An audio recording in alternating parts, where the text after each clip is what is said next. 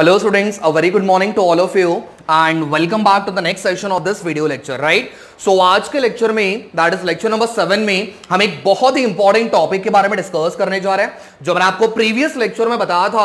आपका derivation solve करेंगे जो आपके मोस्ट ऑफ द ईयर आपके क्वेश्चंस आपका ये पूछा जाता है, right?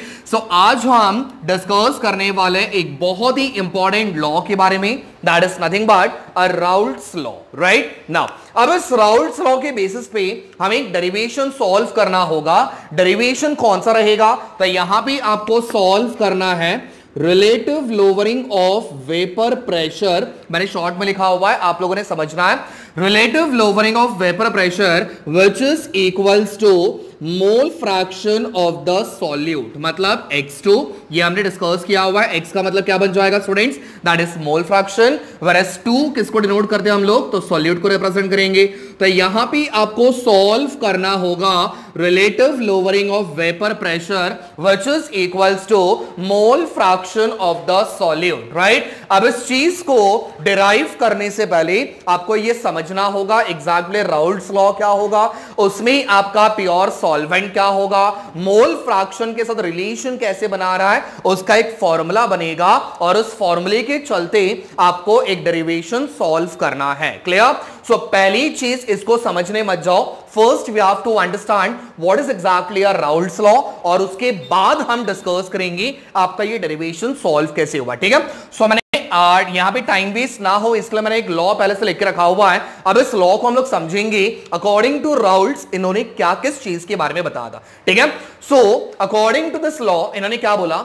The partial vapour pressure, ठीक है, the partial vapour pressure of कोई भी वॉलेटाइल कंपोनेंट का, ठीक है? मैंने आपको लास्ट टाइम बताया था कंपोनेंट, मैंने आपको लास्ट टाइम बताया था वॉलेटाइल क्या होता, नॉन वॉलेटाइल क्या होता, तो ये चीजों के बारे में हमने ऑलरेडी डिस्कस किया हुआ है, ठीक है? So the partial vapour pressure of any volatile component is the product of the two things, correct है?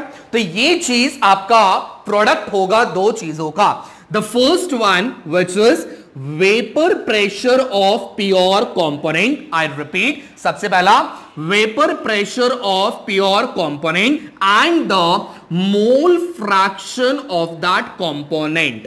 क्लियर? समझ में आ गया? तो जब आप ये दोनों चीजों का प्रोडक्ट निकालते हो, क्लियर? अब किस दो चीजों का? तो सबसे पहले vapour pressure of pure component, यहां पे एक वर्ड इस्तेमाल करना है, ये बहुत ज्यादा इंपॉर्टेंट है, दैट इज प्योर, करेक्ट है? And the mole fraction of that component. जब आप ये दोनों का प्रोडक्ट निकालते हो तो what we are going to get is the partial vapour pressure of the respective component. Is that clear? अब इसी चीज को हम लोग क्या करेंगे, इक्वेशंस में कन्वर्ट करते हैं। So here we have the equation for the above statement. Clear? चलो सबसे पहले तो मेरे पास यहां पे दिया हुआ है vapour pressure of pure component. So vapour pressure is represented by the symbol P. Pure component will be a P nought. Clear? समझ में आ गया? प्रोडक्ट बोला हुआ है दैट इज इनटू और we have to give a dot. Clear? Now mole fraction of that component, so mole fraction का representation किससे करोगी? So that is x। Clear है? अब जब आप ये दोनों का प्रोडक्ट निकालोगी तो आपके पास किस चीज का वैल्यू मिलेगा? That is partial vapour pressure. तो partial vapour pressure is represented by the symbol that is P। तो हमारे पास एक फॉर्मूला बनेगा P is equals to P not into x। Clear? समझ में आ गया? तो ये वाला जो फॉर्मूला दिया हुआ है, ये फॉर्मूला कहां से मिला मुझे? According to the Raoult's law के स्टेटमेंट से, ठीक है? So the partial vapour pressure of any component is equals to the product of vapour pressure of pure component and the mole fraction of that component, right? Now let us assume, अब इस equation को मैं थोड़ा सा और बढ़ाने की कोशिश कर रहा हूं। Let us assume हमने यहां पे दो कंपोनेंट्स लिए हुए, कितने? So we have taken two components, ठीक है? तो मैं यहां पे लिख के रखता हूं, let us consider we have two different components. Clear? But याद रखना ये जो कंपोनेंट हम लोग ले रहे हैं ये दोनों कंपोनेंट्स आपके कैसे होंगी? तो ये दोनों कंपोनेंट्स आपके वॉलेटाइल होंगे। कैसे होंगे? So will be having a volatile solution. Clear? समझ में आ गया? लेट अस नेम इट, हम लोग इसको एक नाम दे देते हैं फर्स्ट वाले कंपोनेंट को मैंने दिया हुआ है नाम A1 एंड सेकंड वाले कंपोनेंट को मैंने नाम दिया हुआ है A2। क्लियर, समझ में आ गया? So first will be having A1 and second will be having A2। ये मेरे पास दो कंपोनेंट्स हैं। ये दोनों कंपोनेंट्स आपके कैसे होंगे स्टूडेंट्स? तो ये दोनों आपके वोलेटाइल होंगे। नाउ लेट अस अज्यूम अगर मैंने फर्स्ट वाला कंपोनेंट लिया हुआ है तो उसका मुझे बताना वेपर प्रेशर क्या बनेगा। सो P01 बन जाएगा, करेक्ट है। एज वेल एज इसका मोल फ्रैक्शन क्या बनेगा? तो X1 बन जाएगा। सिमिलरली अगर मैं सेकंड वाले कंपोनेंट के बारे में कंसीडर करता हूं तो इसका वेपर प्रेशर मुझे क्या मिलेगा? That will be P02, correct है। और इसका मोल फ्रैक्शन क्या बनेगा? That is X2। क्लियर, समझ में आ गया? सॉरी, यहां तो क्लियर हो गया। So we have two different components A1, let us assume A1 as well as A2। ये दोनों कंपोनेंट्स आपके स्टूडेंट्स कैसे होंगी? तो वोलेटाइल होंगे, करेक्ट है। अब वोलेटाइल होने के बाद हमने क्या किया? दोनों चीजों में से हमने एक vapour pressure of pure component निकाला, एज वेल एज हमने मोल फ्रैक्शन निकाल लिया, करेक्ट है। अब चलो इसी चीज को हम क्या करेंगे? राउल्स लॉ की इक्वेशन में हम लोग सब्स्टिट्यूट करेंगे, करेक्ट है। चलो तो इक्वेशन बनेगा, ध्यान से समझना, फॉर कंपोनेंट फर्स्ट वन, सबसे पहले फॉर कंपोनेंट A1। क्लियर, सबसे पहले आपका कंपोनेंट कौन सा लिया हुआ मैंने? A1, करेक्ट है। चलो अब इसका इक्वेशन क्या बनेगा फटाफट से? तो यहां पे आपका P बन जाएगा partial pressure of component 1 which is equals to P01 into X1। Clear, समझ में आ गया? So name it as equation number 1। इसको मैंने इक्वेशन नंबर 1 दे दिया, करेक्ट है। नाउ सपोज कंसीडर करते हैं हम दूसरा कंपोनेंट, तो यहां पे आ जाएगा फॉर कंपोनेंट दूसरा कौन सा दिया हुआ है? That is A2। क्लियर, समझ में आ गया? चलो अब दूसरा कंपोनेंट जो मैंने लिया हुआ है A2, इसका इक्वेशन बनाएंगे। तो मेरे पास इक्वेशन बनेगा P2 is equals to P02 into X2। जहां पे 1 दिया था वहां पे मैंने सिर्फ सिंपली मैंने 2 कर दिया। Name it as equation number 2, correct है। अब मेरे पास यहां पे दो इक्वेशंस मिल गए स्टूडेंट, ध्यान से समझना। मैंने यहां पे दो कंपोनेंट्स लिए थे A1 और A2। क्लियर, अब दोनों इक्वेशंस में से हमने क्या किया? दोनों वैल्यूज को हमने पुटअप किया सॉरी दोनों वैल्यूज को हमने पुटअप किया ऊपर वाली इक्वेशन में। So will be having equation number 1 and will be having equation number 2। ये बनेगा फर्स्ट वाले कंपोनेंट के लिए, ये वाला बनेगा सेकंड कंपोनेंट के लिए। अब मुझे बताना स्टूडेंट्स, मुझे क्या फाइंड आउट करना है? So we have to calculate the total partial pressure. Clear है? तो अगर मैंने यहां पे टोटल पार्शियल वेपर प्रेशर अगर मैंने यहां पे फाइंड आउट किया, करेक्ट है।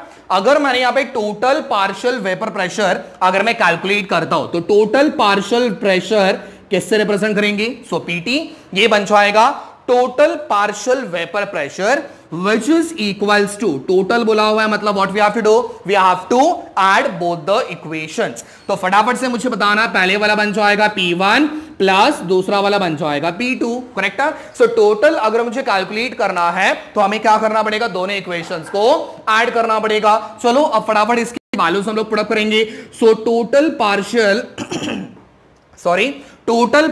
Pressure which is equals to P1 का वैल्यू मेरे पास क्या दिया हुआ है? सो वी हैव P01, ध्यान से समझना, इक्वेशन नहीं समझ पा रहा वापस एक बार दोबारा देख लो, ठीक है। So P01 into X1 plus second equation क्या बनेगा? So we have P02 into X2। यहां तक सारे बच्चों को समझ में आ गया? अगर कोई भी डाउट कहीं पे आपको लग रहा है सो प्लीज वहीं पे वीडियो पॉज करो, नहीं समझ में आ रहा तो कमेंट सेक्शन में मेंशन जरूर कर देना, ठीक है।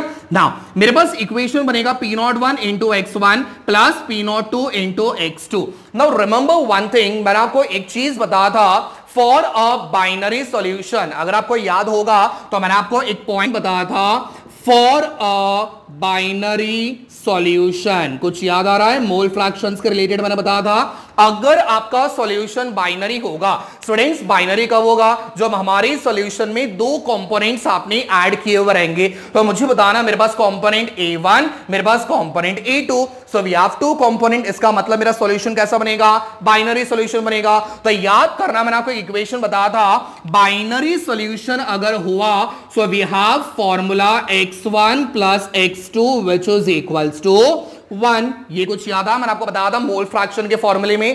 तो x1 plus x2 which is equals to 1। मेरे पास ये वाला इक्वेशन मिल गया।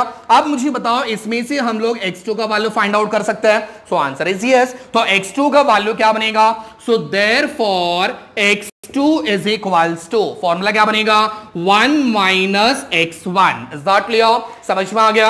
अब हमें क्या करना है, इस x2 वाले वैल्यू को यहां पे आपको सब्स्टिट्यूट करना है। तो आपका इक्वेशन बनेगा, ये वाला मैं रफ कर रहा हूं, ध्यान से इसको कॉपी कर लो और उसके बाद यहां पे सॉल्व करना है। ठीक है, अब देखो इक्वेशन क्या बनेगा, ध्यान से समझना।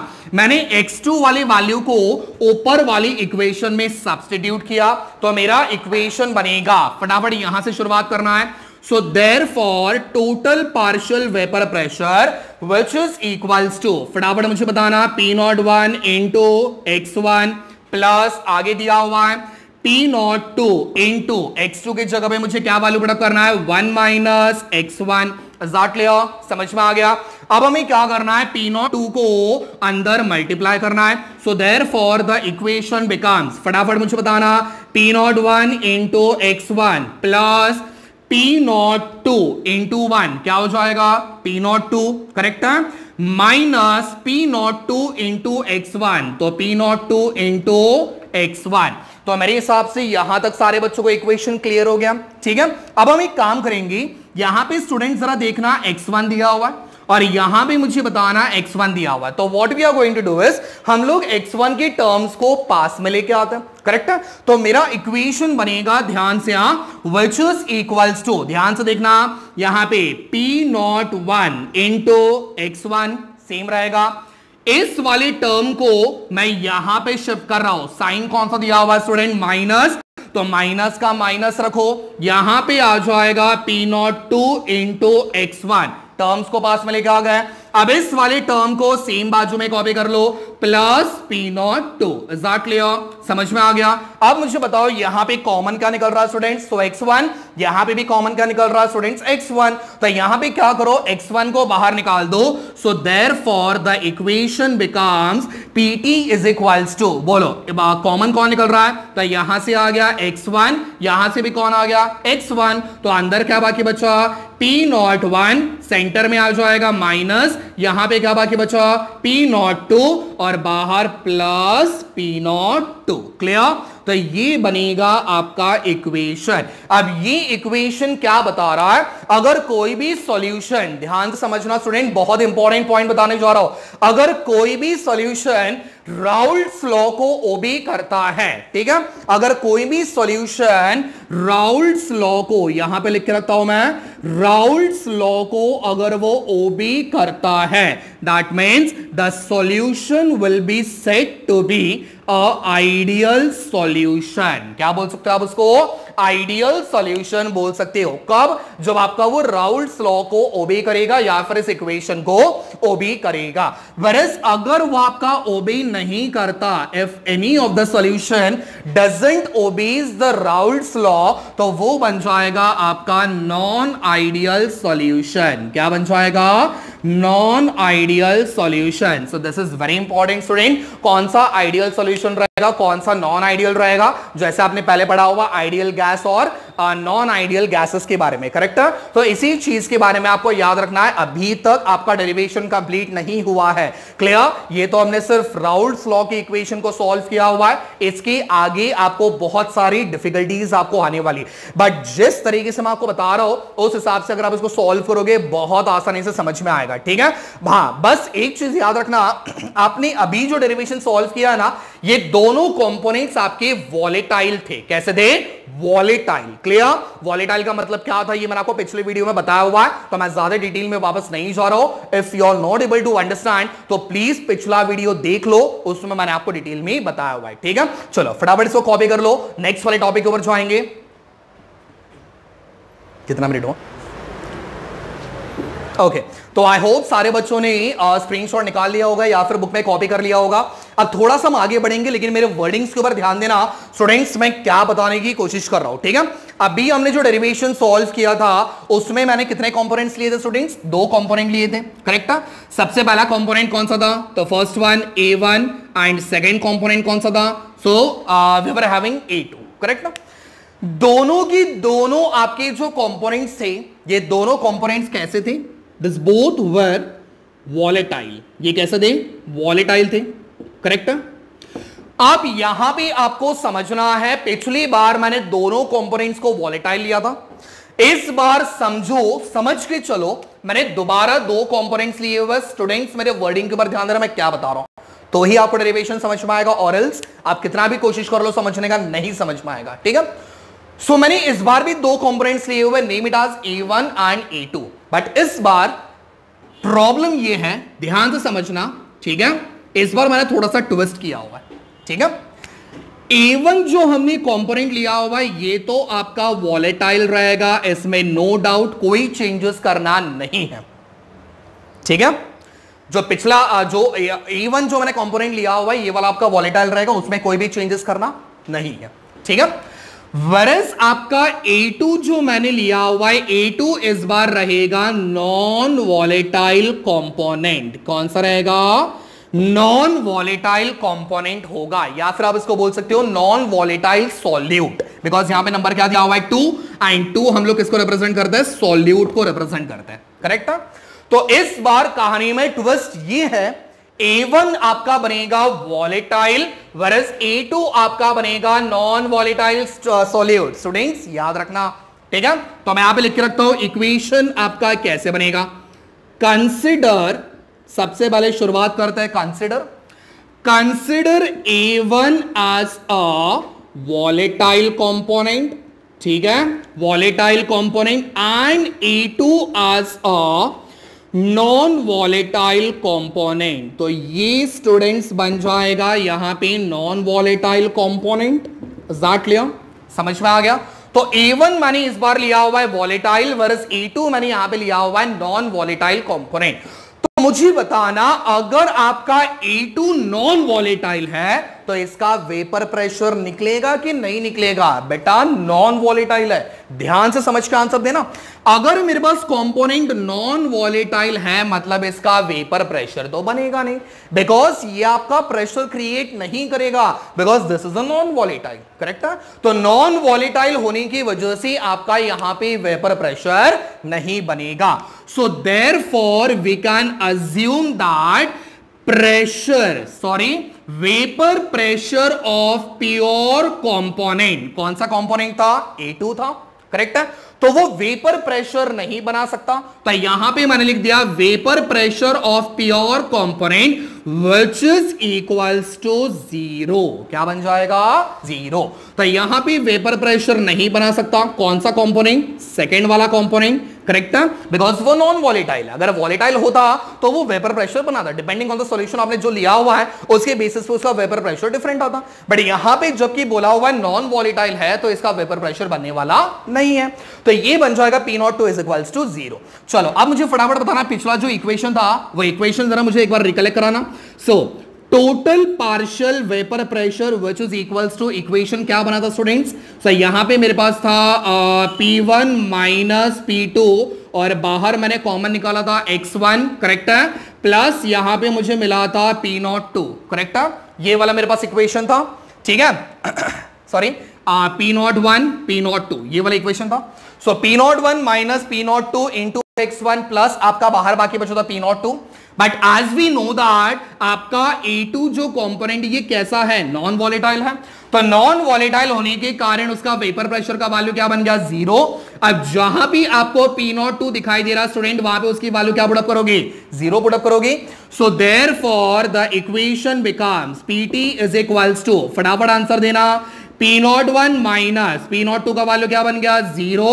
बाहर आ जाएगा X1 प्लस बाहर क्या बाकी बचा? P02 की जगह पे क्या आ जाएगा? 0, करेक्ट है। समझ में आ गया? चलो अब इसको सिंप्लीफाई करेंगे, फटाफट बताना। अब इसको मल्टीप्लाई करना है, P01 इंटू x1 क्या मिलेगा, P01 इंटू x1, सेंटर में क्या दिया हुआ है माइनस, 0 इंटू कुछ भी कर लो बेटा, आंसर क्या आएगा 0 आएगा, प्लस यहां पे दिया हुआ है 0, तो इसको लिखने की जरूरत है नहीं, तो समझदार को इशारा काफी है, प्लस 0 कोई भी वैल्यू आएगा सेम ही आने वाला।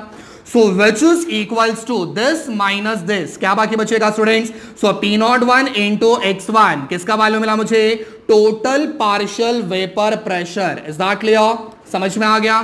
तो यहां तक आपको सबसे पहले समझ में आना चाहिए, पार्शियल वेपर प्रेशर का वैल्यू क्या मिल गया, P01 इंटू x1, ठीक है। अब हम लोग आगे बढ़ेंगे, अब मुझे बताना, मैंने आपको एक फॉर्मूला बताया था लोअरिंग ऑफ वेपर प्रेशर का, कुछ याद आया, लोअरिंग ऑफ वेपर प्रेशर, याद करना students, lowering of vapour pressure, formula क्या बताया था मैंने, फॉर्मूला क्या बनेगा, delta P is equals to P01 into P01 minus P, correct है, ये वाला फॉर्मूला बताया था मैंने, delta P is equals to P01 minus P। अब मुझे बताना यहां पे P01 का मतलब क्या होगा, vapour pressure of pure solvent minus P का मतलब क्या बनेगा, vapour pressure of the solution. अब आपको क्या करना है, टोटल पार्शियल प्रेशर, यानी कि ये किसका बनेगा, सॉल्यूशन का बनेगा ना, तो PT इसका मतलब होता है vapour pressure of the solution. कैसे सॉल्यूशन, तो हमने याद करो PT इज इक्वल्स टू क्या लिखा था, PT is equals to P1 plus P2, 1 का मतलब सॉल्वेंट, 2 का मतलब सॉल्यूट, तो दोनों चीजों को कंबाइन करने के बाद मुझे क्या मिलेगा, सॉल्यूशन मिलेगा। तो सीधा सीधा इसका वैल्यू आपने क्या करना है, इस वाली P के जगह पे आपने सब्स्टिट्यूट करना है। So therefore the equation becomes delta P is equals to P01 minus P के जगह पे वैल्यू क्या पुट अप करोगे, सो यहां पे आ जाएगा P01 इंटू x1, क्लियर, समझ में आ गया। चलो अब हम लोग इसको कॉमन चीजें बाहर निकालने की कोशिश करते हैं। So therefore delta P is equals to, बोलो यहां पे दिया हुआ है P01, यहां पे भी दिया हुआ है P01, तो बाहर निकाल लेते हैं P01 ब्रैकेट के अंदर, यहां पे आ जाएगा 1 minus x1, is that clear, समझ में आ गया। अब याद करना, according to the binary solution 1 minus x1 किसके बराबर हो गया, तो x2 के बराबर हो गया, तो मेरा इक्वेशन बनेगा therefore delta P is equals to P01 into x2, correct है, समझ में आ गया। बाजू में यहां पर रीजन लिखना है, since 1 minus x1 which is equals to x2 according to the binary solution, clear, समझ में आ गया। तो मेरे पास यहां पे किसका वैल्यू मिल गया, डेल्टा P का वैल्यू मिल गया। अब हमें फाइंड आउट क्या करना है, last one, lowering of vapour pressure तो आ गया, अब हमें लास्ट में फाइंड आउट करना है relative lowering of vapour pressure. फटाफट इसका एक स्क्रीनशॉट निकाल लो, इसको मैं रफ कर रहा हूं और इसके ऊपर ध्यान से फोकस करना, ध्यान से देखो अब यहां पे, ठीक है। तो डेल्टा P का वैल्यू मेरे पास यहां पे मिल गया, डायरेक्ट हम लोग वैल्यू पुट अप करेंगे, ठीक है। चलो तो अब मुझे बताना relative lowering of vapour pressure, relative lowering of vapour pressure, ठीक है। फॉर्मूला क्या बताया था मैंने students, relative lowering of vapour pressure का फॉर्मूला क्या बताया था, सो याद करना है, इसके लिए मैंने आपको बताया था फॉर्मूलेज याद करना है, delta P upon P01, correct है। चलो अब मुझे बताना कहीं पे डेल्टा P के वैल्यू आपको दिख रही है, देखो इसके पहले हम लोगों ने कुछ मिनट पहले हम लोगों ने फाइंड आउट किया हुआ है, तो डेल्टा P का वैल्यू मेरे पास यहां पे दिया हुआ है P01 इंटू x2, ठीक है। तो ये बन जाएगा आपका डेल्टा P के जगह पे वैल्यू, सो P01 इंटू x2 अपॉन नीचे क्या हो जाएगा P01, करेक्ट है। अब देखो कुछ कैंसिल हो रहा है क्या, तो यहां पे कैंसिल हो जाएगा P01, यहां पे कैंसिल होगा P01, तो मेरे पास क्या बाकी बचा x2। So therefore relative lowering of vapour pressure is equals to x2। जरा ध्यान से देखना, ऊपर जो मैंने आपको बताया था डेरिवेशन सॉल्व करना है, देखो वही वाला डेरिवेशन आपका सॉल्व हो गया, करेक्ट है, समझ में आ गया। तो यहां तक आपको सॉल्व करना है। If the question comes out derive the relation between relative lowering of vapour pressure and mole fraction of the solute, तो आपको यहां तक सॉल्व करना है। इज दैट क्लियर, समझ में आ गया। तो आई होप सारे बच्चों को ये वाला डेरिवेशन समझ में आएगा। अगर नहीं आया वीडियो पॉज करो, दोबारा रिवाइंड करके वीडियो देखो, स्टिल अगर आपको क्लियर नहीं हो रहा तो आपके कमेंट सेक्शन में मेंशन कर दो, आपके डाउट्स तुरंत क्लियर हो जाएंगे। ठीक है, नेक्स्ट वीडियो लेक्चर में will be coming up with a next derivation जो कि आपका डेफिनेट क्वेश्चन होता है आपकी क्वेश्चन पेपर के अंदर। ठीक है, so till that thank you so much, stay tuned for the next video.